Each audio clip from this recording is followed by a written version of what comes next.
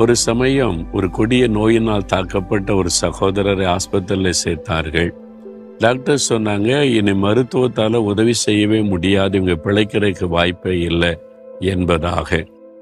அவருடைய மனைவி சொன்னாங்க, இல்லை, நாங்கள் ஜெபம் பண்ணுறோம், இயேசு அற்புதம் செய்வார்னு.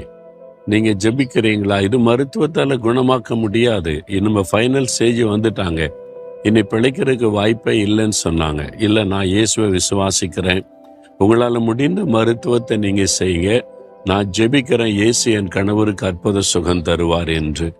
டாக்டர்ஸ் ஆச்சரியமாக பார்த்தாங்க. சரி, அப்படி உங்கள் கணவர் பிழைச்சிட்டா நீங்கள் சொல்கிற இயேசு வல்லமுள்ளவர்னு நானும் நம்புகிறேன் என்பதாக அவர் சொன்னார். ஏன்னா அந்த அளவுக்கு சீரியஸ், இனி பிழைக்கிறதுக்கு வாய்ப்பே கிடையாது.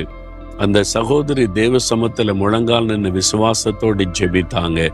விசுவாசமுள்ள ஜெபம் பிணியாளிய ரட்சிக்கும் என்ற வசனத்தை வைத்து ஜெபித்தாங்க. அற்புதமான சுகம், வேக வேகமா டக்கு டக்குன்ற சரீரத்தில் மாற்றம் உண்டாகிவிட்டது. இயங்காத அந்த உறுப்புகள் இயங்க ஆரம்பித்து விட்டது. மருத்துவர்களுக்கு ஆச்சரியம். அந்த டாக்டர் சொன்னா, நீங்க சொல்ற இயேசு கிறிஸ்து வல்லமை உள்ளவர் தான், நான் இப்ப அதை நம்புகிறேன் என்பதாக. பாருங்க, ஆண்டவர் வெட்கப்பட்டு போக விடவில்லை, உங்களையும் வெட்கப்பட்டு போக விட மாட்டார்.